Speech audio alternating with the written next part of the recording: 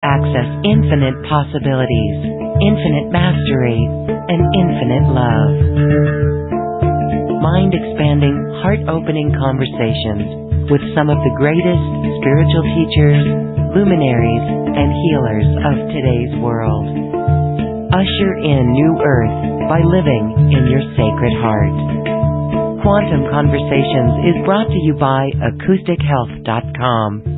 Home of music from the universe, online healing retreats, and this program. Claim your free registration to daily shows at AcousticHealth.com.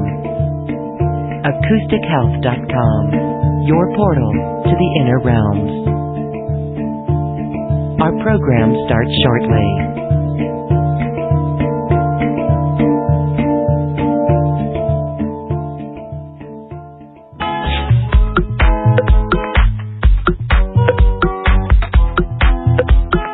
Welcome to another Quantum Conversation, brought to you by AcousticHealth.com. I'm Lorie Gailey, and I invite you to sit back as we enter the quantum realm, that space of the greater part of you. It is your connection to infinite possibilities, infinite potential, and infinite mastery. Well, we are going to go into the mastery realms today. And the beings from on high who are so wishing to connect with us. This is otherwise known as Star Family. And actually, we're going to Telos, which is the inner city of Mount Shasta, where there are Lemurians there. My guest today is a High Council channel for Telos and a personal guide in Mount Shasta and the city of Telos. Laurie Ladd is here once again for another Quantum Conversation. Laurie, welcome back to the show. Thank you so much. It's great to be here. I'm feeling a lot of the Lemurian energy right now, so very excited to be a part of this this radio show right now and everyone that's listening. So thank you for having me back. Well, it is wonderful with this group energy in this live call to feel this presence of the Lemurians. For me, the word melts my heart. I can feel it all in my auric field, and it's just a beautiful experience. You are an active channel, and so right now we can already feel the energy and the vibration of the Telosians. Can you start with what you see and feel as you describe the presence of the Lemurians? Yeah, typically what happens is right before I do a show or do a session, I'll tap into the energies of what they want me to kind of pull in. And so the Lemurians work in circles, like a lot of us know. And when we begin to engage with them, or when I take people inside to Telos, they always circle the human. And so they circled me before the call today, and they're circling each and every one of you that feels deeply connected to the Lemurians. And the reason they circle, one of the reasons that they circle the human in this way, and very close as well, is one, for the human to begin to kind of feel as much as possible that energetic exchange that happens. And the Lemurians are very close to us on frequency. So they're not as high vibrational as a lot of other light beings are that are participating with us. So we can really start to almost imagine as if they are literally standing in your living room or bedroom or wherever you are, your office. Because they are there, they do come in, especially when we do these shows that are based around their frequency and their information, the reason that they're even in the city, holding this dimension, holding this frequency for the earth as she shifts and as humanity shifts. So this is their service work that they're doing. We all have service work that we're doing, contracts, purpose work. Volunteering, and they do too. And this is their volunteering. This is what they're doing. So when we invite them in, they get very excited, and they do everything they can to allow us to sort of engage and feel them. So they are circling. each and every one of us, in this beautiful, beautiful white light. They're usually pretty tall beings, maybe 7.5 feet, and they always wear very unique robes, depending upon the energetic frequency that they have, sort of masculine, feminine, and the energy that they hold within their own unique vibration. And they look very much like us, except that they are lighter in form, so they're not as dense as us.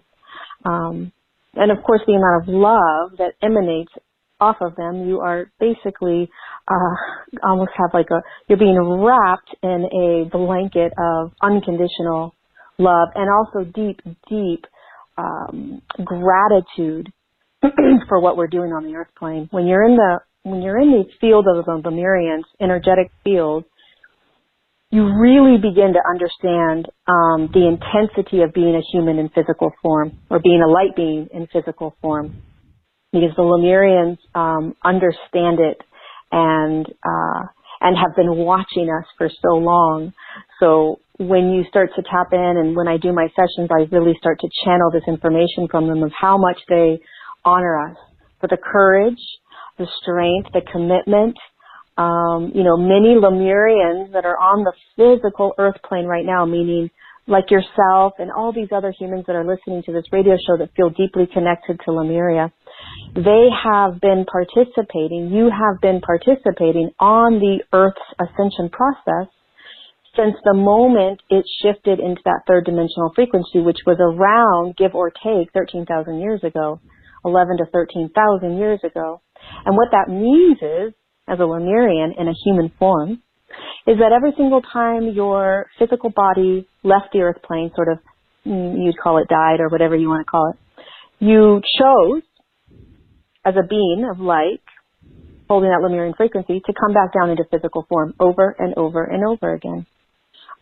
There is no cycle that the human gets into. That's something the human believes in, the human kind of concept, just like we have an ego and a mind, and so the human believes there's some sort of karmic cycle that once you're in the earth sort of life that you have to keep going. That's absolutely not true. When you shift into a higher state of consciousness and understand light and frequency and light beings, which is who we are, we have free will.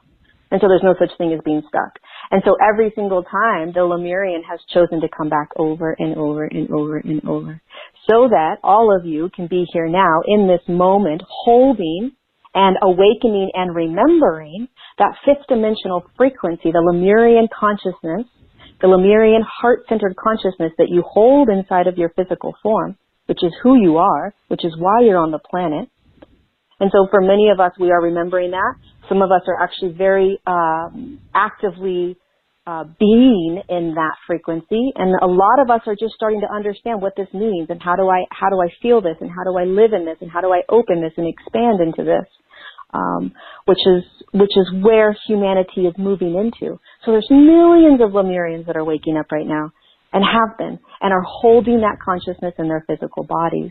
And so the amount of lifetimes the human has lived and what they have gone through is beyond our understanding, really. We really, as a human in this body right now, in this third dimensional matrix, it's extremely challenging and difficult to really understand what so many of you have gone through to be here right now, and to begin to remember. And there's a lot of trauma, like we know, that happened to a lot of Lemurians when they decided to volunteer, which means they sunk with the continent and went through that journey and that experience.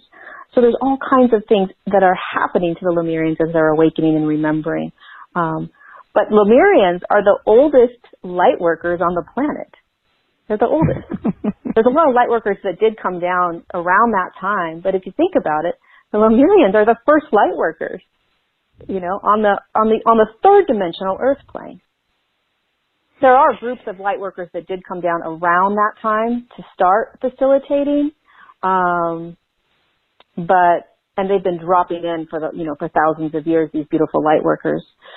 But if you think about it, the Lemurians were the first ones, and there's millions of them out there. It's pretty intense. It's pretty powerful to recognize that. Yes. Yeah. Okay, and I just want to say that, for those who are wondering if they are Lemurian, it's rather quite simple, isn't it? Anytime they resonate with the word or are curious about it, or even just the fact that they're asking the question, am I Lemurian? That would be a big yes, would you say? Yeah, absolutely. I mean, a Lemurian is only going to only a Lemurian is going to really resonate with that word. And so, what does resonate mean? It means there's something about that word that triggers an emotional reaction or an energetic reaction. Something happens in your body. There's a physical sort of reaction that happens,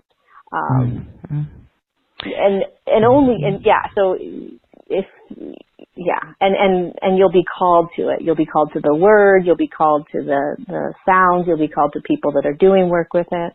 Yeah. Yes, okay. For me, my heart melts every time I heard that word in the beginning. All right, beautiful. Well, also, if the Lemurians were the first light workers, I know that there's other star family that come in, particularly the Arcturians as the newest light workers, although they've been here a while. If someone is trying to connect to this Lemurian history or their background or their traits, what are some ways that they would recognize that? Recognize the traits of a Lemurian, or any other star family. Do we just there's thousands. Yeah, I mean, there's thousands of different star families, and Lemurians come from the stars, so they're not a star system. They're fifth dimensional human, basically. So the Lemurians also come from many of the Lemurians come from the Palladians, the Sirians, and the Arcturians are most of the ones the Lemurians come in. But I would say 80% of Lemurians are from that Palladian system. But it's a little challenging to begin to connect with that energy just because we are so dense.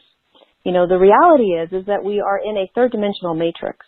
It's almost like we have this really heavy blanket around us. And what we are trying to do as we begin to remember who we are is very slowly kind of pull the sheets and the blankets off of us so we can begin to feel energetically who we are and what's around us. Because these beings, the Lemurians, and all the different systems of light star systems, cosmic beings, they're around us right now. Just like there's thousands of ships that are around the Earth plane right now. We just can't see them because they are vibrating in a higher dimension. So you can only see your dimension. And unless you are vibrating at that dimension that being is vibrating at, most of the time, there are a lot of times that they can shapeshift, but most of the time, in everyday life, you're not going to be able to see these beings. So how you can begin to tap into it is to begin to tap into your own energy. You just can't see them because they are vibrating in a higher dimension. Body. So you can only see your dimension. Come in and start feeling. And unless you are vibrating at that dimension, right? Most of the time is vibrating at. Most of the time, we're thinking a lot. There are a lot of learning that they can shapeshift. But most of the time, in everyday life, evolution, our consciousness is expanding and evolving. We are learning. How you can begin to tap into it is to begin to tap into your own energy. You can't see them because they are vibrating in a higher world. So you can only see when you begin to start feeling, and unless you are vibrating at that dimension, most of the time is vibrating at. Most of the time we're thinking a lot, and we're learning that they can shapeshift. But most of the time, in everyday life, and you're going to start consciousness, you're going to start expanding and evolving. We are learning how you can begin to tap into it to begin to tap into your own energy. You can't see them because they are vibrating in a higher world. Your heart is only yours. When you begin to start feeling, and unless you are vibrating in a heart dimension, most of the time is vibrating at. Most of the time we're thinking a lot, would it open you up and shape shift most of the time in everyday life, in your mind or conscious of me, you're going to start feeling we are learning how we can begin to tap into it and begin to tap into your own beautiful cities and your own vibrating in a higher dimension. Heart expansion more. When you begin to more, and unless you are vibrating, most of the time you vibrate with your emotion, we're thinking, and then you are learning and shape shift most of the time in everyday life. You're vibrating at release. You're going to start standing like that. We are learning how to begin to tap into it and begin to tap into your own beautiful cities and your own vibrating in a higher dimension. Heart expansion more. When you begin to think more, and unless you are vibrating, when the heart is open, most of the time you vibrate with your emotion, we're thinking, and then you are learning and shape shift most of the time in everyday life. You don't have to get release. You're like standing like that. We are learning how to begin to tap everybody has to and begin to tap into your own beautiful cities and light your own vibrating in a higher dimension. Heart expansion more. When you begin to think more, and unless you are vibrating, when the heart is open, every time you vibrate with your emotion, we're thinking, and then you are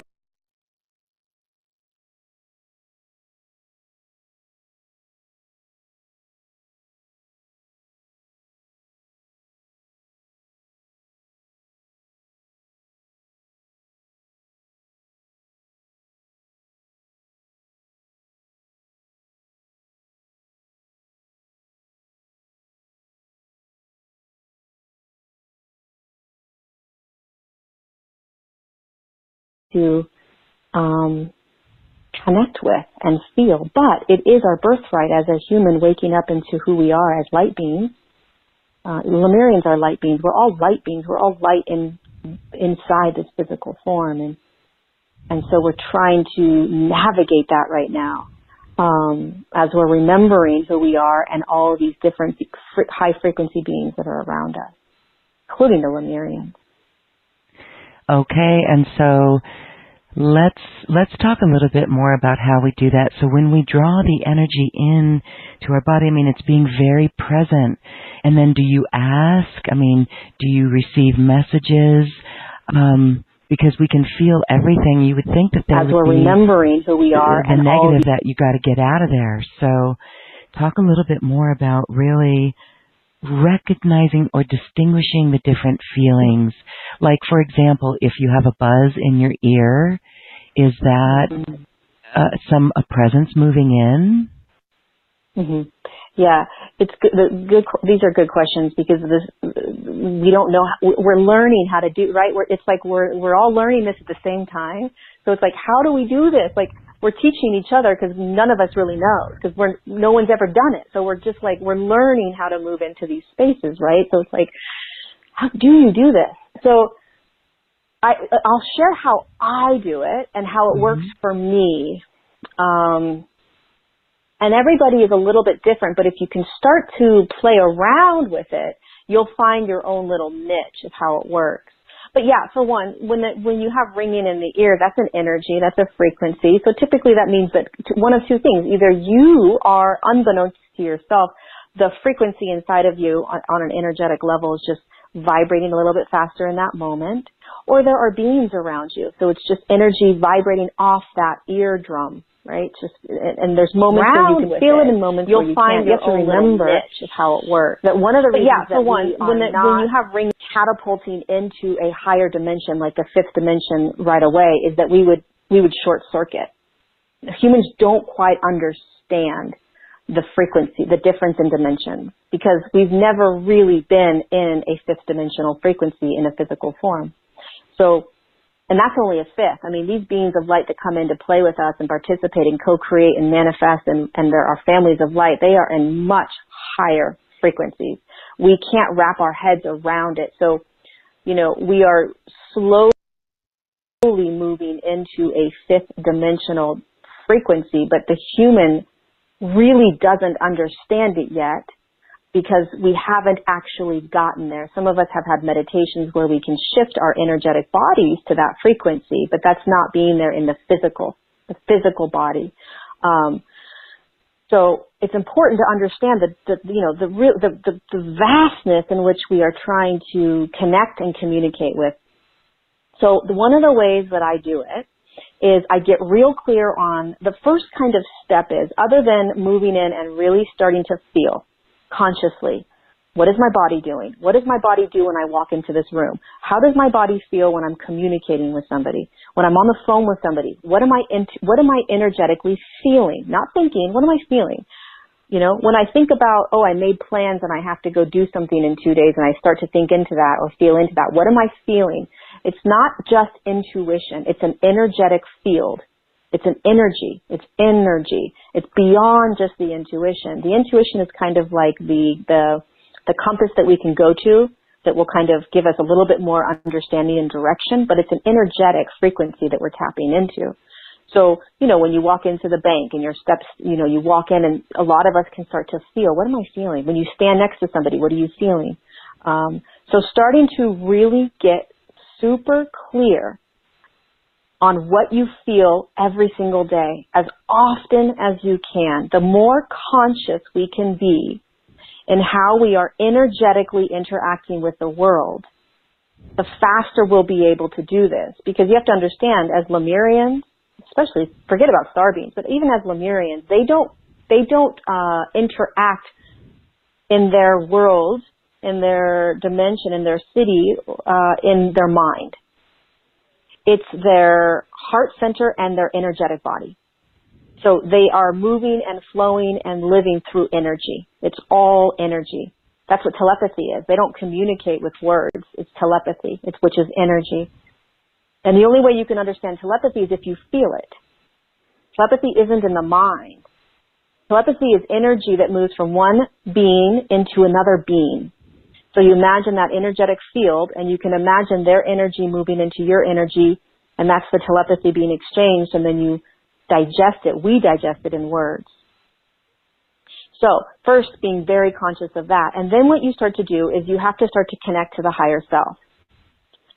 So you start to learn the difference between the higher self and the ego. So there's one layer, higher self. There's the ego and the mind, and then a little bit higher up is the higher self. Higher self is always trying to communicate, and the higher self has to be filtered through the ego and the mind. It's just how the human kind of system works. And so when you start trying to connect and listen to the higher self, which we're doing more and more and more and more and more, because we're evolving in consciousness, it becomes figuring out what's ego and what's higher self. And the more you can bring consciousness and awareness to that over and over and over again, so the ego is much more of a protector.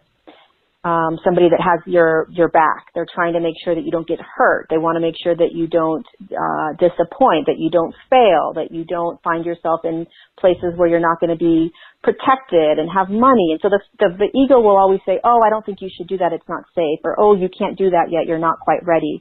Or, oh, you've never done that before. Don't do that. Or, oh, you don't know how it's going to unfold. You might want to just sit back. The ego isn't a bad thing whatsoever. The ego is a beautiful aspect of the human. So we can't look at it as like, oh my God, I got to shut the ego down. No, you're just deciphering between these two aspects of you, because the higher self is going to be, and for many of us already is, starting to take over in our lives. And when the higher self starts to take over more and more and more, then you start to move into higher states of consciousness, living in higher states of consciousness. And as you start to live in higher states of consciousness, your frequency is shifting higher and higher. And then you begin to be able to connect even more to the other beings that are around us. So you figure out higher self and ego, and you get conscious every day, just like you're getting conscious of the energy in your body and how you feel. Then you start to really listen to what's coming in. Very subtle. The higher self is very subtle. The higher self is very direct, and the higher self just gives you pieces of information like, you're going to move, or you're going to find a new job, or you need to go to this bookstore, or you need to take this sort of supplement, or you need to go to bed early today, or you need to cancel all your sessions, or, the higher self will just come in and drop information, and when the higher self speaks to you, there's it's not like you have to figure it out. Like, what does that mean? What is my higher self trying to say? And It's very quiet. It sounds like your own voice. So the problem is that the ego sounds like your own voice and the higher self sounds like your own voice. It's just that when you start to really fine-tune them, you can tell there's a difference. You can feel the difference, and the more you do it, the more you can feel. And then once you have that sort of figured out, which can take some time, then you begin to move up a level, and that's when you start hearing the Lemurians, these beautiful higher frequency beings, the ascended masters, the angelic realm, all these other beings that are around every human that are waiting they can't wait to begin to communicate and connect to us, especially these beautiful beings of light, our family of light, our star families, our cosmic families, whatever you want to call them. The beings that are here to support us and push us and guide us and create with us. They are at a much higher frequency than we are. So it is extremely challenging as a human waking up to hear them. They funnel themselves through the higher self, at least for myself, and that is what they've expressed to me. So when they communicate with the humans, for a lot of us, they communicate through that higher self channel in the beginning. So you have to, the more you can connect to that higher self, it's almost like as you connect more to the higher self, then you start to open up a little bit more to these other frequencies that are beyond the higher self's frequency, right? And you'll start to hear other things. Again, very subtle. And then it becomes, is that my higher self? Or is that Jesus or the angels or the Palladians or the Octurians? There are thousands of light workers and spiritual teachers that have access to this information and knowledge very easily because that's their purpose. So there are millions of us, that is not our purpose. Our purpose is not to channel, right? Our purpose is not to share this information with humanity. So it's not going to be as easy as the spiritual teachers we see talking about it. We actually have to learn how to do it. They were given it. For many of them, it's in, because that's their purpose. That's what they were designed and meant to do. So they don't necessarily have to learn so much, but the normal human has every ability to communicate with all of these higher dimensional beings around us, and we all can. We just have to, unfortunately, go baby step by baby step and learn. But it's a natural process, believe it or not, that happens just through the ascension process, just through the evolution of our consciousness. If you think about a year ago where you were with your higher self and where you are now, there's probably many of us on the call right now that are kind of like, wow, you know what? I do sort of feel my higher self a little bit more. Or if you think about how you're feeling energetically or intuitively from a year ago to now, there's probably a little bit of a shift. You may not be super conscious of it, but there is a shift. And you haven't necessarily taken courses or done step-by-step processes every day, right? It just has kind of naturally happened because the ascension process is very natural. And so unbeknownst to ourselves, we're going to start hearing our higher self more. And eventually we're going to start hearing all these other higher dimensional beings that are around us. But if you can imagine it as like, okay, base level, I got to get into my body and feel the energy around me, the energy in me, the energy that I have exchanging with humans. I mean, if you can't even feel the energy of another human, you're going to have a hard time with other dimensional beings, right? So how deeply can I get in my body and feel the energy around me? And again, everything is very subtle. So you have to kind of really trust what you feel. You got to just trust it because there's nobody standing next to you saying, yes, you got it. Yep, that's it. Keep going. That's the exact answer. Keep going. You know, because a lot of times we hear things and then we look around like, did I just make that up? Like, was that real? Like, how do I know that I didn't just make that up? It happens to me a lot, you know. I've been doing this enough to where I trust everything I hear and I never doubt it anymore. But in the beginning, I would doubt a lot because nobody's standing next to me saying, bingo, so keep going, you got it. So we have to start to trust. So first starting to trust what you feel energetically when you're walking around. You know, a lot of us are like, you know what? I felt something off about that guy. I should have never agreed to take that phone call with him. I should have just canceled, because then you play it out and you go through it and you're like, I knew it, right? So that's starting to really listen to the energetics, the exchange between that human being and you, and just cutting it off at the pass. Like, oh, nope. I'm not wasting my time. This is what I'm feeling. I'm going to honor that feeling. I know it's truth. That's also how you move into flow. And then you start hearing the higher self more and more and more and more and more. More and more and more and more and more. And you keep moving into flow because the higher self is going to direct you more and more and more. It's going to move you into your purpose work more and more and more, right? The ego stops us because the ego is afraid and the ego wants to protect you, and the ego's been protecting you since you were a little child. Most of us have had so much trauma in our lives that if we didn't have an ego, we would have combusted. We had to have that ego structure in order to survive life, basically. But now we have to learn that the ego needs to be okay just settling down a little and letting us move into this other realm, which allows us to be not in so much control, letting the higher self control us more. And then when you tap into that, then these other beings are communicating and coming in and going to guide us from an even higher level. And then magic happens. And then it's just like co-creation happens, and intention and manifestation happens, and abundance happens, and all these things that people are already living right now and they're talking about. And most of us are like, yeah, right. Like, that's not happening to me yet, How is that happening to them? I don't understand. How are they doing it? They're tapping into those higher states of consciousness and these higher beings and whatever it is that's working for them, but they're in a higher frequency, connecting to higher aspects that are out there, and they're just living in those higher realities and paradigms and dimensions that are available to us. And we're all kind of moving back and forth, unbeknownst to ourselves. Most of us don't really recognize that we are, but we are. We're moving back and forth, and very slowly. There's days where you're like, oh my God, I feel so great, so aligned, so in flow. I actually heard my higher self today. And then there's days where you're like, I'm so heavy and dense, and everybody pisses me off and makes me mad, and I just want to eat pizza and sit and watch Netflix, And you can't do that if you so choose. Right. Yeah, absolutely. You got to give yourself those days. It doesn't mean that you're not on the trajectory of ascension and evolution and higher states of consciousness. It's just that we're also in a very dense matrix. We're in a dense cloud of low frequency that we are also shifting out of. So, eventually we won't have as many of those days.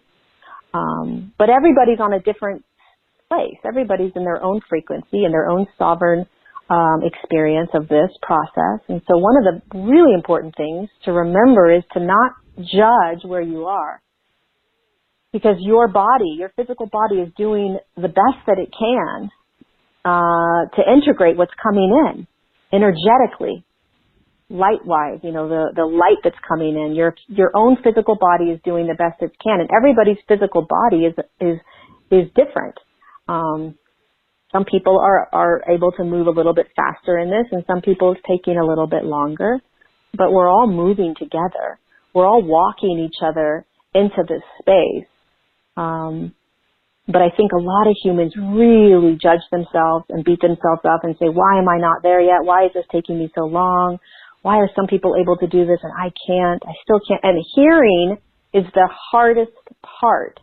And it's the most frustrating part for a lot of humans because it's hard to begin to hearing the higher self, hearing these other beings. But once you do, then it's done. You can't ever have it. It never goes away. It's not like it's taken away from you. So once you do start hearing your higher self more and more, you're like, oh, it's in. I got it. Now I know, right? And then when you start hearing other higher dimensional beings, it's like, I got it. That's what it feels like. Okay. And the other thing is that I've noticed from a lot of clients and a lot of friends and family is apparently, if you sit and try to intend or ask for information, it doesn't necessarily come. It's almost like you're trying so hard, you're sitting there like, okay, I'd like to hear you guys, or who are you? Who's my star family? Or bring me Lemurians in and give me some information.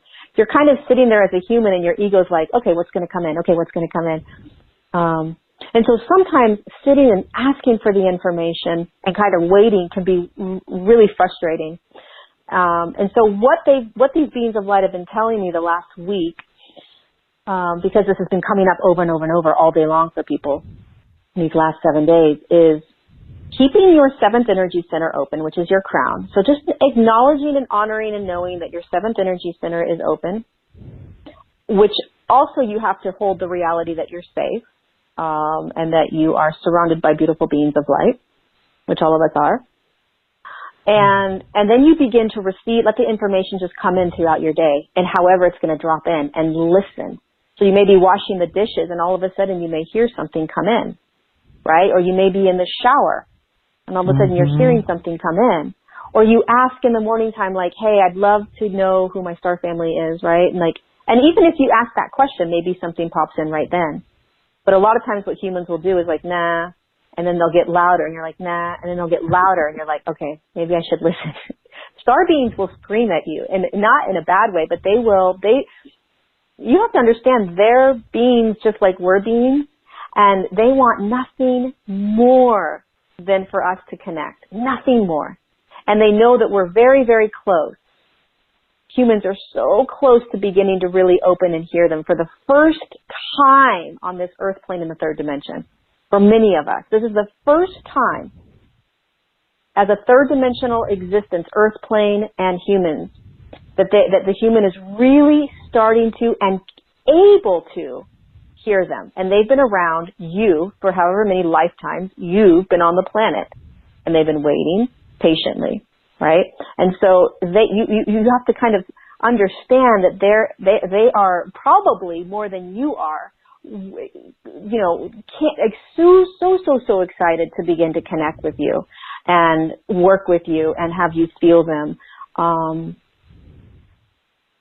as much as they can. So they are doing their part, but there is a very dense shield between us and them, including the Lemurians, but the shield between the Lemurians and us is much thinner than these other higher dimensional beings.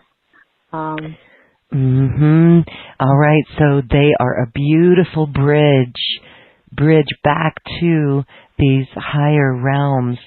Well, I love what you said there about they filter through, or they connect through the higher self, and that's the key.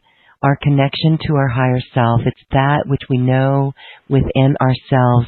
And there's a profound truth to that. We can really feel that in our body. You know, like when we look back when we were children, we would look out and we would just see that some things were not right in the world, or that was inhumane, right? And so that's what we're talking about here. And so when we come to feel that difference again, to go back into feeling in our body and trusting that based on our experience, that's really what we're here to do. And no pressure on thinking that you need to know the names of who you're working with, right? Let's just everyone sit and chill and receive the information. And what I love about this is because it's new earth in the way that we're going to create new solutions or new things for our planet that clean up the ocean or help the environment in harmony with the environment, right? Instead of big rows of solar panels in empty fields, you can put roofs that have solar panels or roofing tiles. The inspiration that comes because of this openness, because of our feeling of this energy, is from these higher beings, which you could say is ourself and our connection to higher consciousness. So consciousness really is remembering that oneness and communicating with the frequencies in that oneness. And the other thing that just popped in as you were talking, speaking about the new earth, is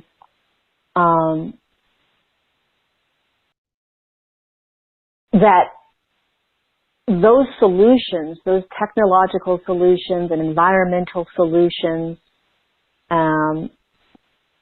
are provided to us. So we're a human being in a human vessel, right? So we're walking the earth, but we have to do this we have to do it in our physical bodies, but the information is going to come from other sources beyond our ability to know. So we are being assisted in creating the new earth, right? So we are being assisted by these other higher dimensional beings, which is part of why they're here, to assist us, many of us. So if your purpose and your contract is to do this kind of advanced technological work or environmental work or things like that, whether you're aware of it or not, the information is already inside of you and it's going to be activated, right? It's going to be activated by these beings that you work with. It's already inside of the human that's going to be bringing us. There are humans on the planet right now that are waking up and perhaps already doing this kind of work. And what they're doing is the beings of light that are connected to them, so the beings that they came down from, they are connecting to them, or they are being activated by them. And so this purpose work is turning on this information, and it's like, I know this stuff. I know this stuff. I know this stuff. It's in me. It's in me. It's in me. It's what I'm here to do. But it's higher consciousness information. It's knowledge that is at a higher consciousness so that it can take us to that new earth, right? So it can bring us to that space, and create that new earth that we're moving into on the earth plane. You know, it's being activated right now. It's crazy. We are being activated. We can feel it. Yes. How would you think of this summer so far, where it has been very interesting?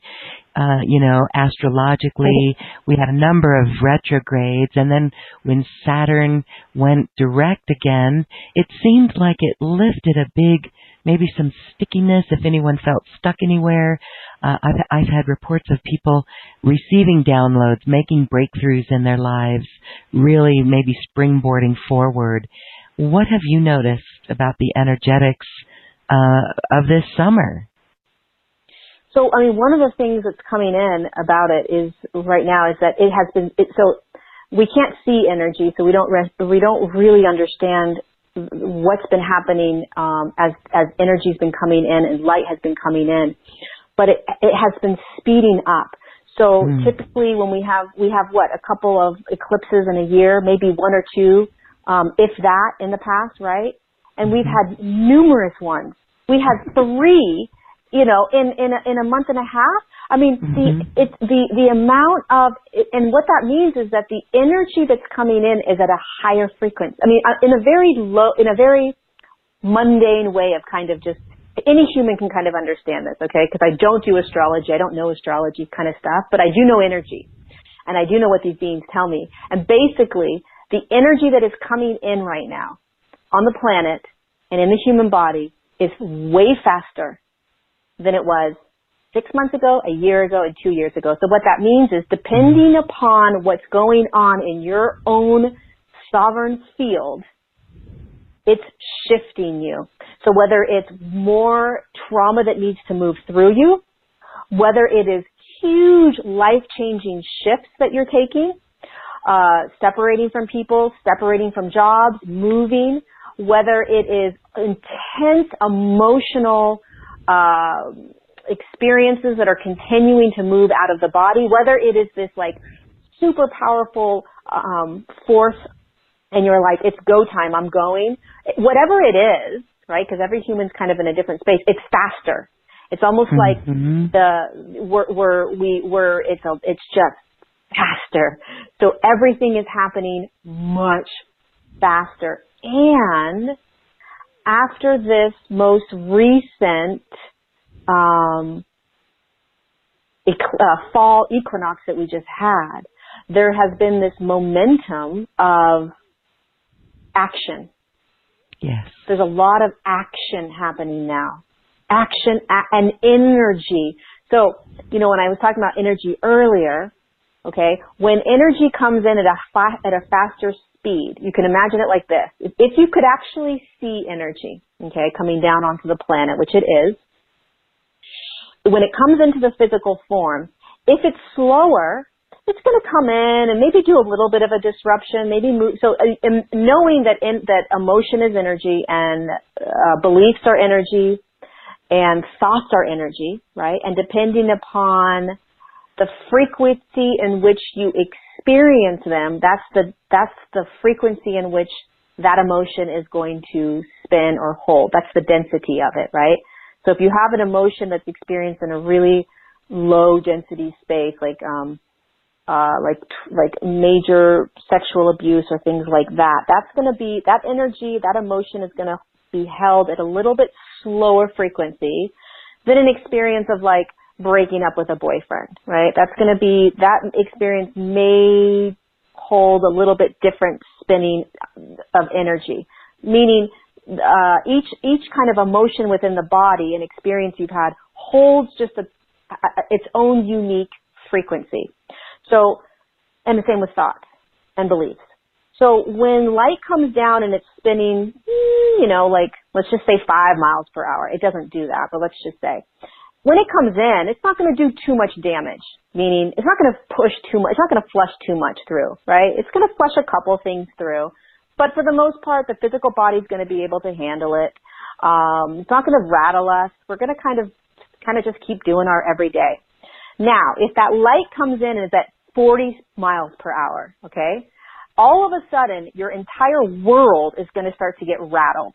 All these feelings and emotions from the past, these traumatic experiences you thought you resolved, the unhappiness in your job, the unhappiness in your relationship, all these beliefs about how horrible you are, everything's going to be like, whoa, what is going on? All of a sudden you're going to be like, I have a purpose on this planet. You're going to start to like remember all these things. You're going to start to feel this urge. Like that's because the energy that's coming down now is at such a high velocity that it is rattling in a really good way, just sometimes doesn't feel like it, the human experience, the physical, emotional, and mental bodies, to clear us, to clear it. And the purpose of that is we need to hold more light, right? If you want to move into a new earth and a fifth dimensional frequency, which we're doing, you have to hold so much light, right? And you have to have less density. And the only way you can do that is by getting rid of the density, which is the emotions, beliefs, and thoughts that are experienced and are held in a lower dimension, a lower frequency. So basically that's what's happening. And so the last couple of months, the energy, this is just like a kindergarten version. But the energy is, I mean, I'm sure there's people that could like speak all kinds of like crazy language about it, and I would just be like, what the heck did they just say? But it's speeding up so fast now that we don't have a choice. It's almost like, I don't even know, I'm just going. I'm putting my seatbelt on, and I'm just going. I'm just crossing my fingers and hoping that it all works out, because so many of us are feeling this like, holy cow, I'm just moving now. I don't have a choice. I'm just going, right? Mm-hmm. And that's why, I call that when it's almost like a push comes to shove feeling. Mm-hmm. You either get it and get over the story, heal it, move on. And when we do, a lot comes in, but it's still kind of challenging for some at times. For many, if people are not aware of their triggers, it gets tricky. Oh my God. It gets really tricky. And, there's no right or wrong about it, and there's also no good or bad, right? So the other thing about it, when you start to experience it on an everyday kind of, on a daily basis, it sort of just becomes something that you're just moving through, as opposed to, oh, this is a bad thing or this is a good thing. Even the days where you're just wanting to eat pizza and watch Netflix and shut the blinds, and lay on the couch. For a lot of people, they're still moving through those moments, right? And to not judge that, so, right. or if you're still being triggered by people, I mean, we're going to be triggered. It's just part of it for a while, and there's probably people that aren't triggered anymore. Lucky them. But, as we are shifting into higher states of consciousness, we will be shifting out of this. we will be, because that's where we're moving to, but everyone's in a different space.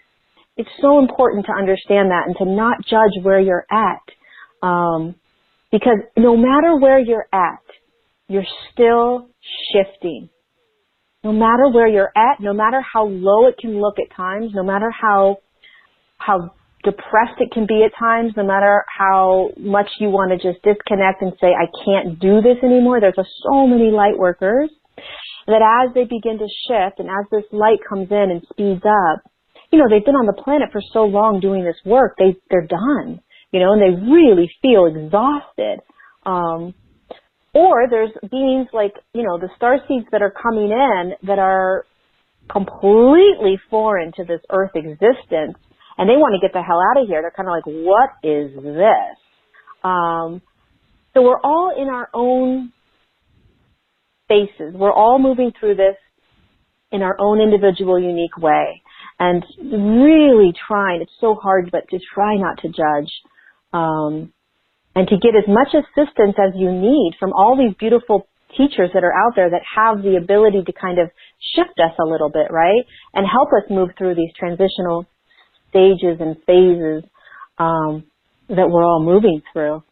But it feels like right now, at least for me, is that it's action now. It's kind of like, oh, we're kind of coming out of some sort of like birth canal, and there's more of an action feeling, like, wow, and a high ability to manifest and intend in creating your world.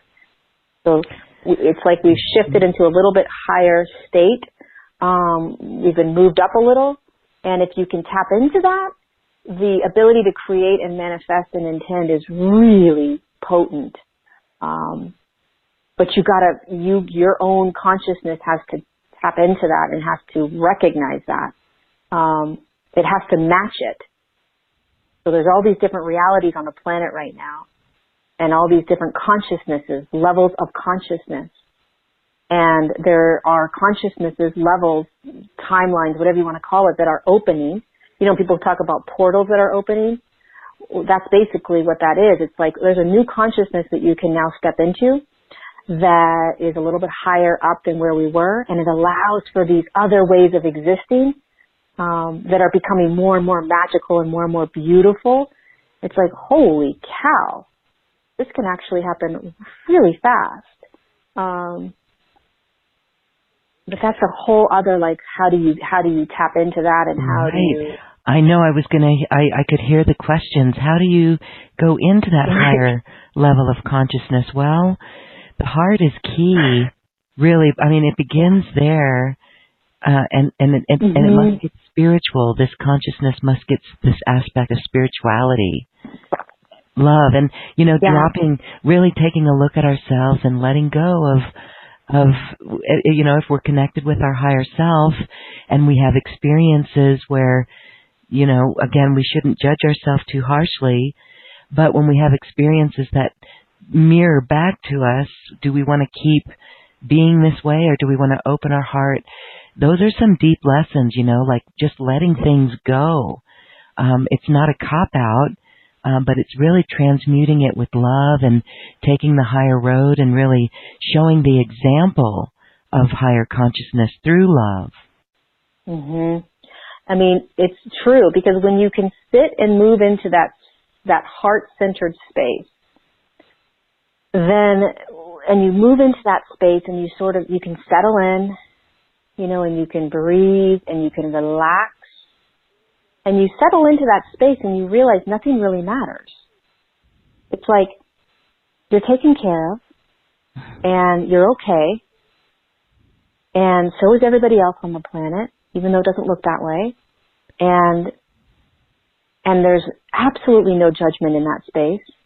There's a deep understanding of unity, that we are all one, right? That we're all connected. It's almost like when you're at a baseball game or a concert, right? And you're all feeling that same energy. Somehow you kind of look around and there's everybody's feeling the same thing, regardless of who they are, where they live, what their political or socioeconomic status is, what they've done in the past. None of that matters when you're all feeling the same collective frequency. So at a concert or at a baseball game or something like that, you're kind of tapping in, like you look around and everybody's smiling and looking at each other like because they're feeling the same thing. That's what happens like when you move into that heart space. You really come in there and you're like, oh my goodness, everything is beautiful. Everything is one. Everything is connected. Everything is perfect. That's how the Lemurians see us, right? When they come in and circle you and they're looking at you, they don't care who you are as a human being, meaning they don't care what you've chosen in your contract to live out. They don't care the horrible things you've done. They don't care what sort of life experiences you've had, the language you use, the way you live your life, or what, how much money you have, or they don't care about that. They see you as a being participating in that third dimensional life, trying to get by, right? They see you in that space. And a lot of really enlightened humans that have walked the earth plane, ascended masters including, look at humans from that heart-centered space. That's how they lived. And it's also not easy. We can do it right now. We can drop in and we can sort of begin to feel that energy in that center, in that fourth energy center. And the more and more we can do that, the easier it becomes. And then there's not a resistance to shifting in any sort of way, right? Then you're not holding yourself back to in how you were doing things or what you believed to be the way to do things. Exactly like you said, letting everything just go. Whatever it was that wants to come through, letting that go. There's no need to necessarily understand what's moving through you, why it's coming up, why this person's triggering you. All these other things that are happening, it doesn't matter. Just let it move through you. When you're in that higher state of consciousness, which, by the way, the heart center vibrates at a higher consciousness, a higher level of consciousness. All your energy centers do, but the heart center is also the one that sort of holds the most it holds the most sort of knowledge almost, or like there's like a depth to that center that most other of our energy centers don't have. I think it's just because it connects us to that oneness, that unity consciousness, that Christ consciousness. And when you start living from that space, and the Lemurians, like yourself and all the other human Lemurians on the planet that are waking up to that, they have a better ability to do that than most humans. So it's actually easier for you to do it than probably me, in all honesty, and for many humans, because that's who you are as a Lemurian. And so that's when everybody is waking up, and when more light is coming down into the physical body, and things are being activated and awakened within. If you're a Lemurian being activated and remembered inside the physical form, you're going to go right to that heart center. The heart center is going to be the most important thing. You're going to feel from it. Everything's going to be experienced through that. But for many other humans that aren't Lemurian, that's extremely challenging. It's hard to move into that space and breathe from there and live from there and, do everything from that space. But when you're in there, it's like nothing matters. Nothing matters. You're not holding on to anything. There's no control. Just all is. Wow, Laurie, I could listen to you talk a lot about consciousness. I mean, we could go for hours. It really is fascinating, and we get this more and more. It's really comforting to know that this love is all around us, that these beings are all around us, and that we already are receiving their messages. It's through our higher self and through the heart, whether we recognize it or not. And so just paying attention to that is really the key. It brings such an ease and grace in our life, and it really is mastery of the highest level. So let's go and take some questions from our callers. If you're on the phone, *2 will raise your hand. Otherwise, you can send a question over our comment line that's available. Here is a message from Carla in Brussels, and she would like your advice. She shares a story. She says, some time ago, while meditating, I was leaning against a tree in the forest. The branches of the tree lifted me up and poured me in the trunk of its tree. And I found myself inside the earth, inner earth, ? A universe filled with soft, warm love that felt like the most beautiful sunset you'd ever seen. And I heard a voice saying, "Now you know it is true." I came back to earth with a very warm feeling in my heart. Laurie, can you shed some light on this experience? Tell me what my link in history is with Telos and Lemuria, and any message for me. Oh my God, my whole body got goosebumps. That was amazing. Wow, my whole body has goosebumps. What a beautiful experience, first of all. That's absolutely amazing. Now you know, what was it? Now you know it's what is it? What now was you know quote it is true. That resonates with me. I heard that true. on the beach from a starship. Yes, okay. Oh, go ahead. Yes, it's awesome. So was it Telos? I don't know. It's possible. So a lot of times what I go off of with people is if they're asking the question, then most of the time that's the intuition or the higher self telling you the answer before you ask it, and then you need to ask it just to get the confirmation. So look at what you're asking, just in general in life going forward. Mm-hmm. Look at what you're asking, because typically what you ask is what your higher self is telling you. But then you got to ask it because, of course, we need that person standing next to us saying, bingo, right? But yes. So it most likely was Telos. It most likely was some sort of Lemurian frequency and consciousness that you are being reminded of. Trees, as you may or may not know, hold a fifth dimensional consciousness. So they hold a Lemurian consciousness. They're not Lemurian, but they hold fifth dimensional frequency. So the tree bringing you in makes a lot of sense. And there is probably some sort of readiness that your higher self is preparing you for to remind you, activate you, and get you going on this path of remembering your Lemurian frequency inside of you.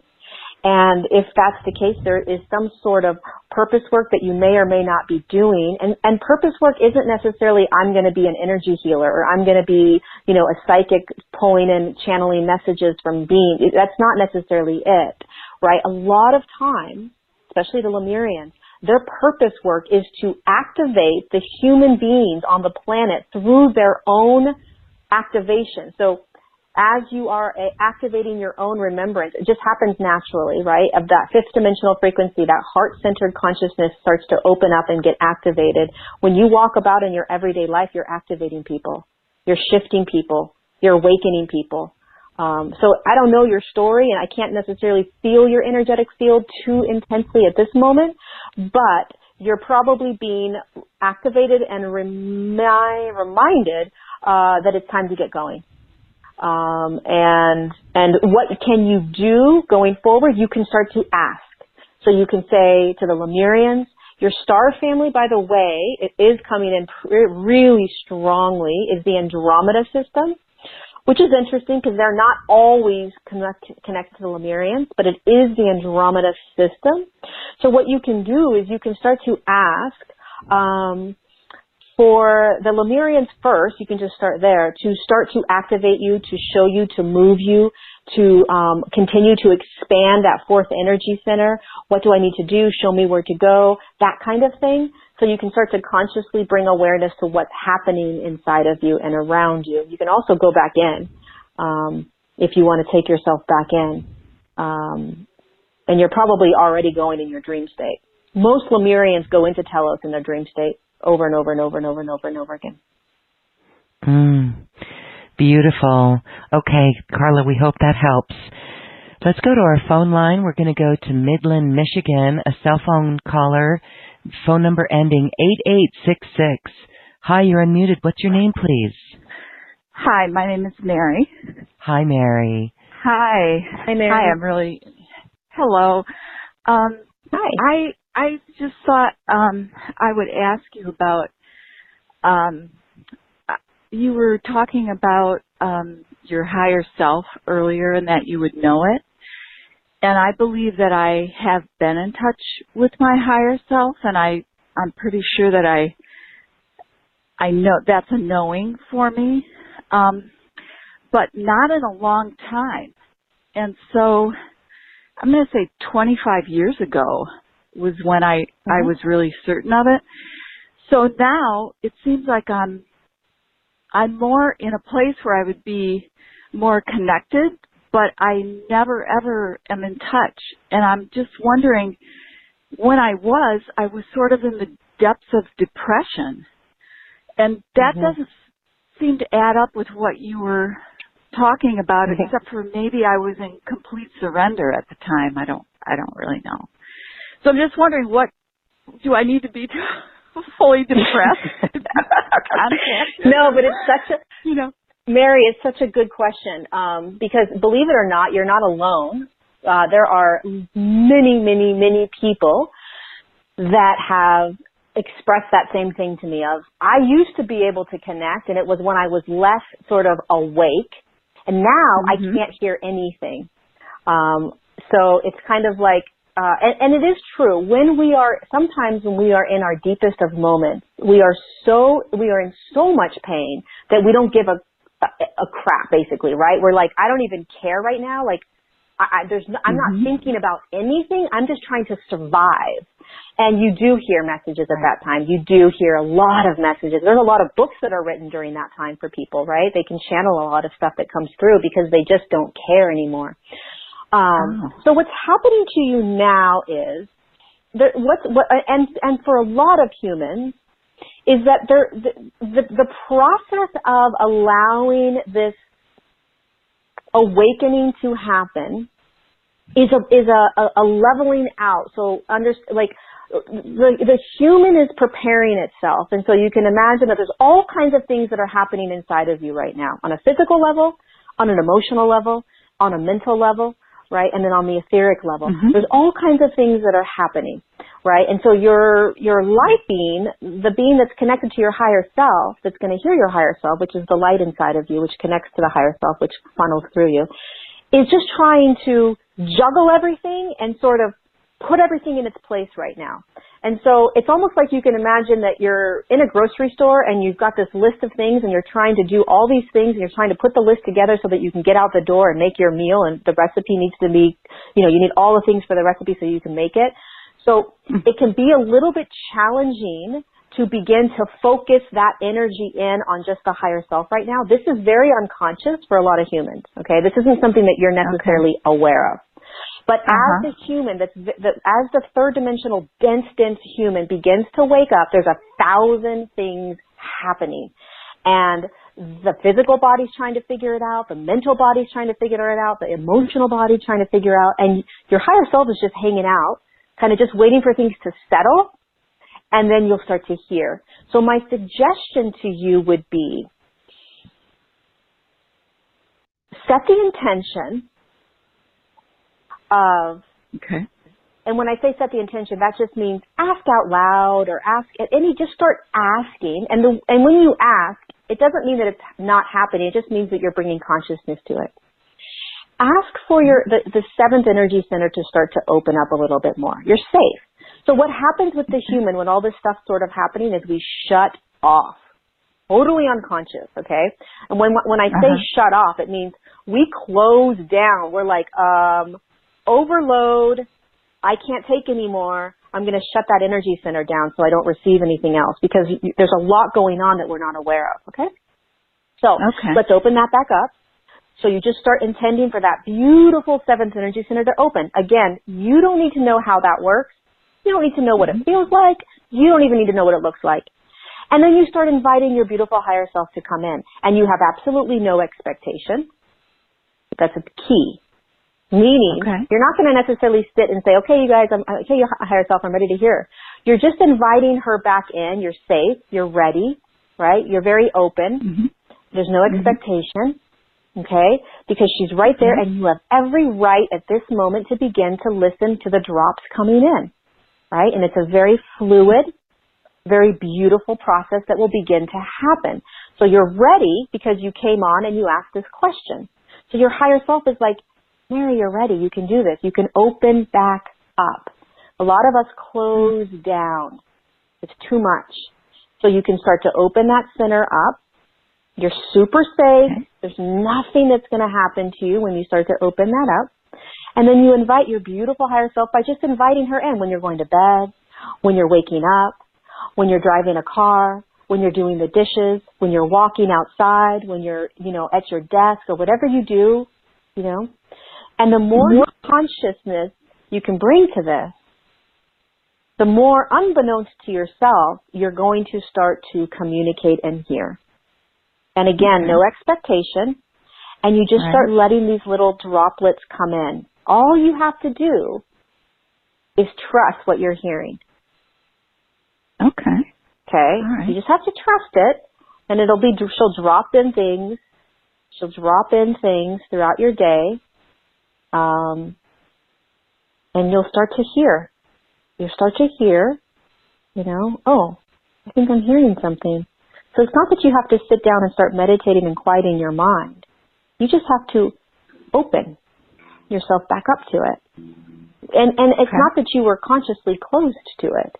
It's just that there's a lot going on around you and inside of you, right? And so we kind of, we're trying to just get through it. So it's a very common question, and I think that there's probably many people that are going to hear that and say, yes, I'm in the same shoes. Okay. Great. Great. I hope it does help somebody else too. Yeah. Does that make sense? Yes, it does. It does. And I really appreciate it. I was wondering, can you tell what starseed family I am from or belong to? Yeah, you're absolutely Palladian. You got Palladian energy all around you. All around you, Palladian. Cool. Okay. Palladian. So you've got you work very closely with your heart center as well. So let that heart center open up. That's another reason why you've shut down. The heart's been energy center has been really going through a lot of, reconstruction, so to speak. You've been releasing a lot of pain and a lot of trauma and a lot of blocks and you've been really guarded and protected, and that's starting to come down as well, which will also help you listen and hear the higher self. So they're doing a lot of work on you. You just can't see it. Okay. Well, it's good to know. I so much appreciate this explanation, and I will practice what you've told me. So thank you again, and thank you, Lorie. You're so welcome, Mary. Thanks, Mary. Bye-bye. Awesome. Thank you. Okay. All right. Well, here's another question from our audience. I was introduced to the city of Telos recently, and I feel like there are temples all throughout the city. Is that so? And the Lemurian people are peaceful, which passeth all understanding. I would like to visit more. Can you tell us how to visit? Yeah, so there are tons of temples inside the city of Telos. So first of all, amazing that you are experiencing it and that you're remembering this and feeling it. And the Lemurians are very, very peaceful, very expanded. When you go into that city, it's a huge homecoming, and it's this feeling of I do not want to leave. Like wherever I am, this place, I don't want to leave this place. So how can the everyday human begin to move into these spaces like Telos, these portals, these higher dimensional cities? Telos isn't the only one, but let's just say Telos. I would start by asking for it when you go to sleep. So I would start just by asking them to take you in your dream state. And starting to allow your etheric body to get used to going in. Maybe you can try to remember a little bit. I have recordings that you can do consciously that takes you directly into Telos and directly into the temples. So you can start to do those recordings. You can find other recordings of people that will take you in. So if you can consciously be guided in, then you'll understand how to do it on your own. Anybody can sit and use their etheric body to travel into these spaces and into these cities, but it becomes a matter of trusting and really allowing the ego to relax. So it can be very challenging in the beginning, just like listening to our higher selves. bilocating or traveling in the etheric body can be challenging in the beginning. However, it is absolutely 1,000% something that most of us will be doing on a regular basis. It's part of our, again, evolution. It's what we're capable of doing. So ask in your dream state when you're going to bed. Start to listen to people that are recordings that you can listen to consciously that are taking people in, like the recordings that I have and other people have. And that way you will know how to go in. And then you can play around in your own waking state. So you can, I have some videos out on YouTube that tell people, I kind of do a step-by-step on how to travel, but traveling in your etheric body takes practice, but it's not hard. It's just really a matter of pulling in whatever guides you're connected to so that you're surrounded and protected and guided when you travel, and then telling them where you want to go and having them guide you into that space, and then relaxing into what you're seeing and feeling. It sounds like you've already been. It sounds like you're familiar with it. It sounds like you just need to relax more into the experience. So if you just sat and pulled in whoever you're most comfortable with, Jesus, Mary Magdalene, Mother Mary, Saint Germain, whoever it is that any angelic beings in the angelic realm, calling them in and then telling them to take you into Telos. And then you have to just allow. So you kind of have to surrender any expectation. And it's the etheric body, so it's the light body that moves out of the physical body. But you're still in your physical body, so you're in both places. That's why they call it bilocation. You're not actually leaving your physical body completely. You're in both. Same thing that happens in your dream state, right? So you're still in the physical body, meaning the physical body's still there and you can still feel it, the heart's beating and your mind's going, but you also have an etheric aspect of you that is in this other dimensional space, and you're experiencing that other dimensional space in a higher frequency. And the reason you use your etheric body is because the etheric body is an energetic body, so that it's energy that can move into higher states of energy, higher dimensions, higher frequencies, and then you can feel those spaces. So practicing that, and allowing yourself to receive and just sort of have fun with whatever you're seeing or being or feeling. It sounds like this is a natural process for you, and that you'll be able to do it more and more. I kind of I breezed through it, but it's a step-by-step process in learning the etheric traveling, but it's not hard. It's not hard at all. Well, that seems really cool. I know we're going to be preparing ourselves for Dream Space to go to those temples of Lemuria. Wow, thank you for that explanation. And you do have recordings, and we are so honored to have that as part of your special offer. You do offer 6 of those journeys into Lemuria in a guided way, in a recording way, so we can consciously go in there. But then you also do personal one-on-one sessions with people, and this is where they can ask you really anything. And so what goes on? You're tuning into them, and you can tell them about their star heritage and even Lemurian heritage too, right? Yeah, I mean, really it depends on what their higher self is what brings them into the session. So your higher self is what's like knocking on the door saying, hey, you need to go in. And a huge amount of these sessions is about reminding you of who you are and what you're doing and reconnecting you to your Lemurian family, your Lemurian lifetime, reconnecting you and allowing you to experience these beautiful star beings. So regardless of whether you're a Lemurian or not, when we do these sessions, no matter what, the star beings come in. So these cosmic beings, these higher frequency dimensional beings come into the session because they want to participate and they want to reintroduce themselves. And so you get a beautiful experience of your purpose and your contract as a human, and when you came down into human form, where you came from when you came down, how you can begin to participate with these beings. They give you like a prescription, like a step-by-step. You're going to want to do this, and you're going to want to do this, and you're going to want to do this. I mean, it's an interactive conversation. I'm basically like a translator. That's kind of what I call myself. So whether it's the Lemurians that are introducing themselves to you, or these beautiful beings of light that are introducing themselves to you, I'm just translating. So it's like you and them are having a conversation, and I'm just translating it. And there's a lot of answers that get, or questions that get answered. There's a lot of clarity that comes through.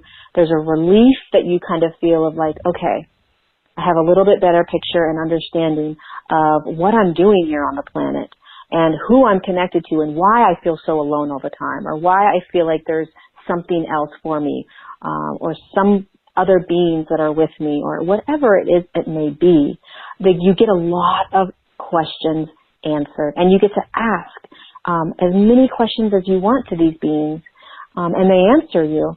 So it's very real, and it's very profound, and for most people, they can feel the energy. They can feel the beings, not just the Lemurians, but these beautiful other higher dimensional beings that are coming in to say, hello, welcome home, welcome back. We've been waiting. We've been waiting for this moment.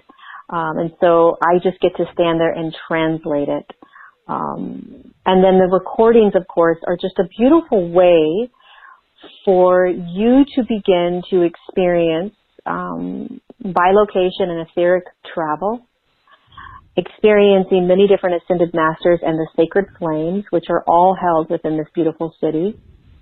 And each journey moves into a specific temple, and each temple in Telos holds specific frequencies for healing, clearing, activations, working with the higher self, working with the I am presence, working with your purpose, all kinds of stuff, working with the ego. So there's all kinds of really it's a very interactive process and journey that you have when you're in there. And typically you want to listen to them as often as you can, because the more you listen to them, the more it assists you in experiencing and holding these higher frequencies, because the journeys move you into higher frequencies. Your body gets to hold that higher frequency integrated. The sessions are amazing. They're really amazing. They're 90 minutes. They're recorded. And you know when you're ready for it. So it's not something that just anyone's going to be like, oh, willy-nilly, I might try that. It's like, you will be called in. You will know that that I think I need to go do this. I think this is what I need now. So, yeah. Yes, what a connection, really, an inward connection, a higher realm connection. I just love how you said that, we're all surrounded by a circle of Lemurians. Since we began this episode of this show, my cat has been acting so lovey-dovey, just wanting to be like close and a part of this call. And that right there is like, wow, she's feeling the energies as well. Wouldn't you say? Yeah, the animals love to be in this energy. They're like, ooh, the Lemurian, I want in, I want to go, I want into this. Yeah, they love it. Well, they're higher dimensional beings too, the animal kingdom. Yes. Vibrate high. Well, this is really wonderful. Again, I want to thank you for that special offer, including your recordings and a personal session. 90 minutes, my goodness, that is a significant session.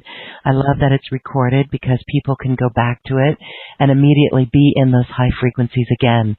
So this is really helping us move in to those higher frequencies and maintain it. That special offer is available on the special offer button on this webpage.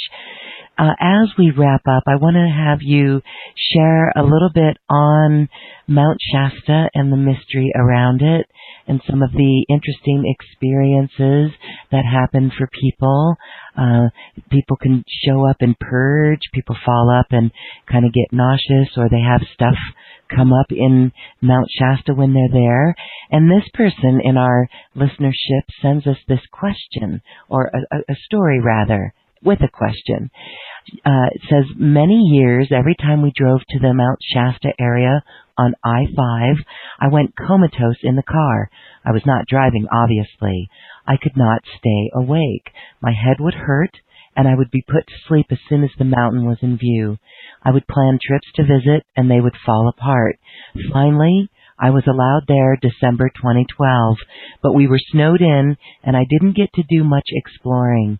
I felt the vortex pulling me into the earth quite often during the visit. Why did that happen? Mm-hmm. I love hearing people's stories about their experiences with the mountain. So she is like, she's a beautiful being, vibrating in a very high frequency, and she's serving humanity in the earth as well. And she is a very, very, very powerful open portal. And so what that means is that she is allowing her body, the mountain, to be accessed by all of these higher frequency beings and Lemurians inside for the sole purpose of activating, healing, awakening, charging up the human being. So, and as we are raising our frequency and consciousness, so is the mountain. And so when you come into contact with this being that's vibrating at these higher frequencies, she holds a higher dimensional space around her. So we, as third dimensional humans, have a vortex of like third dimensional frequency, right? She holds a much higher, very close to a fifth dimensional frequency. So when the physical body moves closer to her energy in her field, the veils are very thin around her. So you are capable of accessing these higher dimensions, these higher frequencies, these higher energetic spaces without doing anything. So when you come into her field, depending upon what's going on with you, many people will be exhausted. Many people will feel lightheaded, dizzy. They won't be able to stand. My mom came to visit last October, and we got out of that car, and she couldn't see, and she couldn't stand. She had to get back into the car and sit. She got really nauseous. She felt like she was having like a diabetic attack. So the energies, whatever's going on with your own energetic field, is going to react to her energy because it's vibrating at a much higher frequency. So what this also means is that you can hear much easier. So if you came up to Mount Shasta and sat on her, you would be able to hear not only your higher self, but all the other beings a little bit easier. You may see things. So if you take photos, a lot of times people that take photos on Mount Shasta, there's a lot of other things that appear in those pictures because it is capturing that veil. So there's other energies and frequencies that are moving around. Again, the veil is so thin that it's almost as if you are stepping into a different dimension. And so you can feel more of the fairies and the gnomes and the star beings and the Lemurians. And there are many different portals and vortexes that if you stand on the mountain and step into one of those, then it's an even higher frequency. And you can have a lot of healing done. There's a ton of stories of people that come up and just really purge. The mountain just takes anything you need. And you can purge it to her. You literally are walking into a higher frequency, basically, and taking as much doing as much as you can in that frequency as possible, releasing, purging, healing, contacting, whatever it is you need. It's really potent, and she's only getting more potent and more thin in terms of the frequency and the veil around her. There's so many star beings, it's ridiculous. I mean, it's an airport.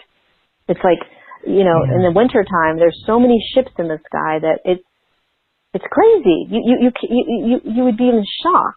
It's just, covered by clouds, right? Cloaks. Yeah. Mm-hmm. Yes, because their frequency is energy. And so there's all these ships, and depending upon what system they're from, they're going to vibrate at a different frequency, but all very high. And so the energy has heat, right? Energy has heat. Mm-hmm. And if there is condensation around the area, it'll it'll move around that dimensional ship, and all of a sudden you'll see something. I've seen things literally that weren't there 2 seconds ago and appear out of nowhere. Like really? Literally, this huge ship just appears.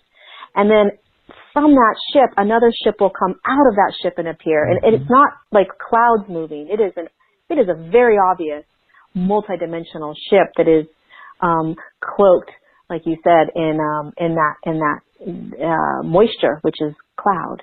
All the other clouds are puffier and moving right alongside, and these are staying in the sky.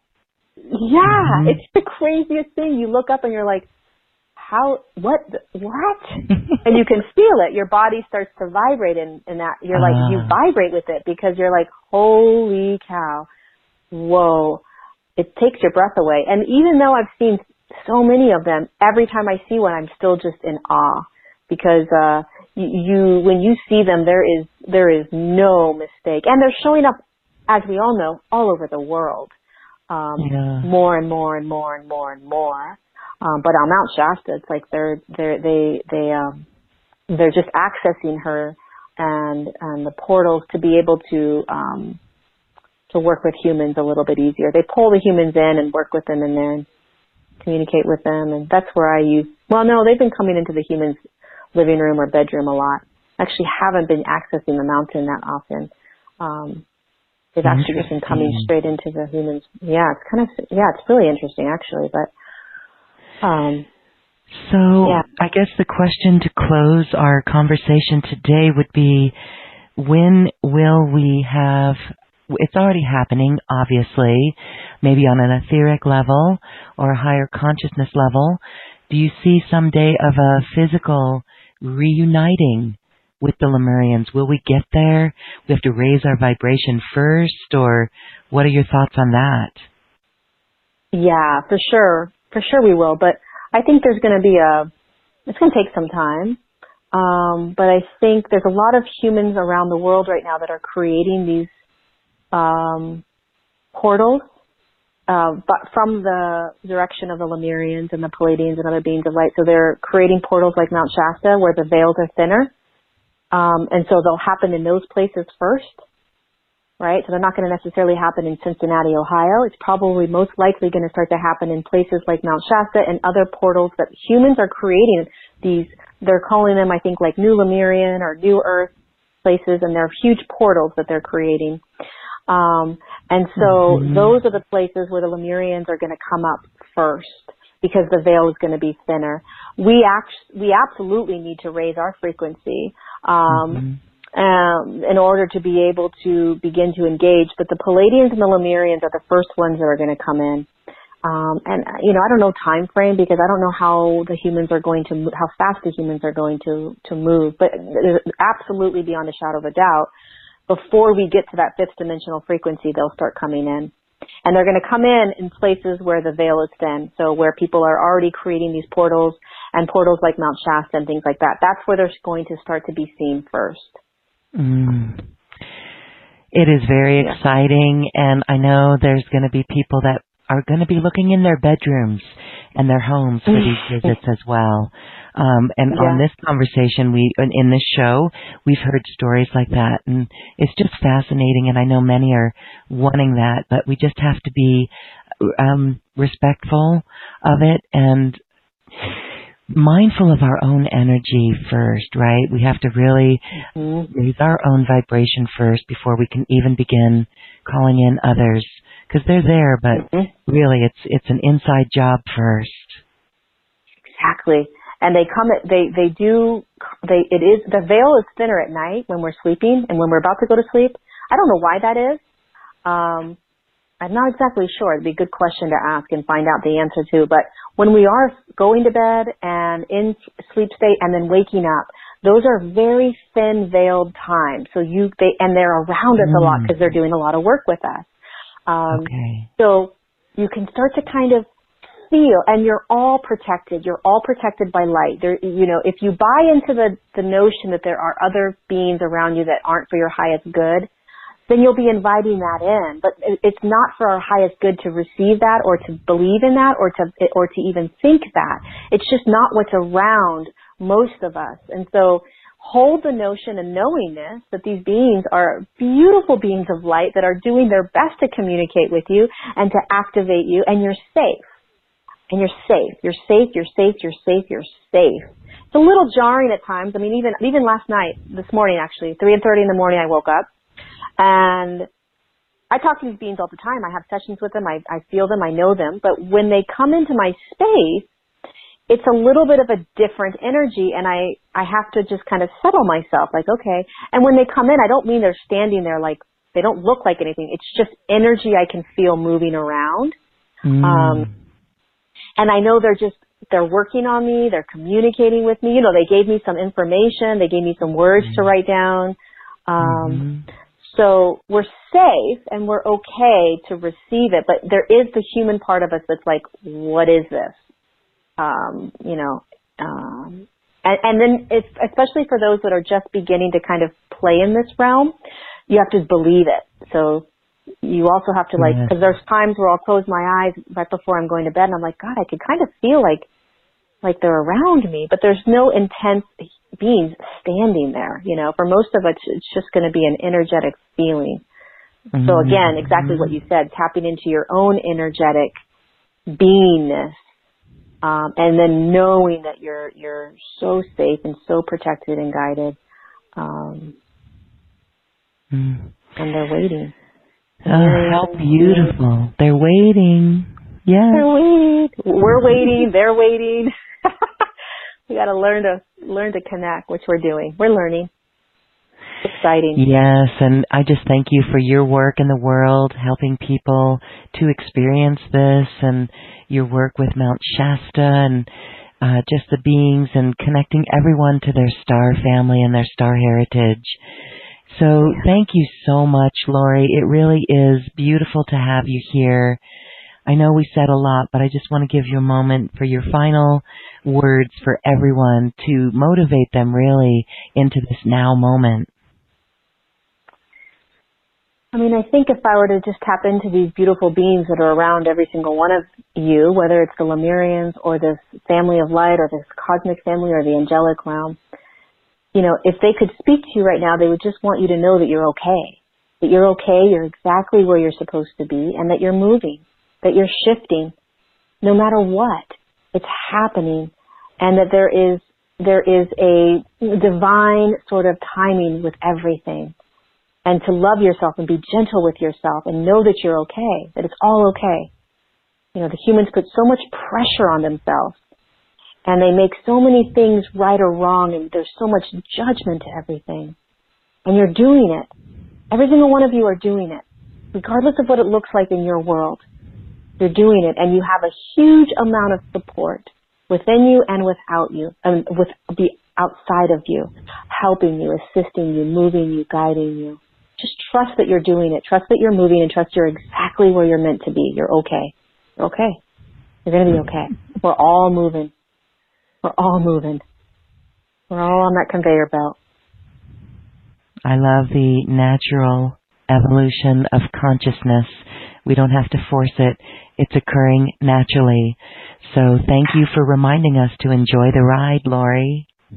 Yeah, it was so great. Thank you so much for having me back on. It was such a pleasure to be here and share this space and time and energy with you. It was fabulous. I loved it. And thank everybody for joining in and listening to the replay. It's such a journey, an honor to be on this journey with everybody, walking this path with everyone. Yes. So beautiful, and we can feel that Lemurian energy emanating, and we're just going to hold on to that, all right? So thank you, Laurie Ladd. This was a beautiful quantum conversation. I thank you so much for being here. Thank you.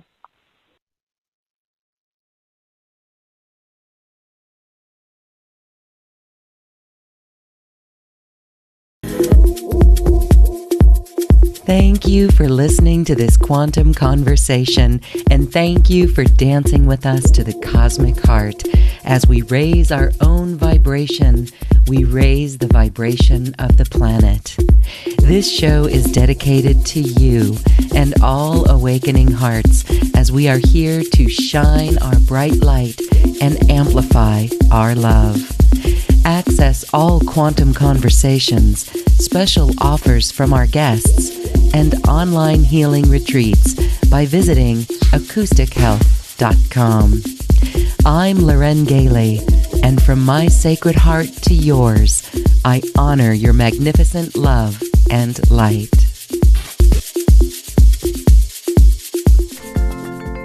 We leave you now with music from the universe.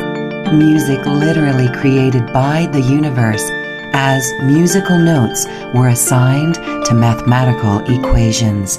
The result is this beautiful music available at acoustichealth.com. Namaste.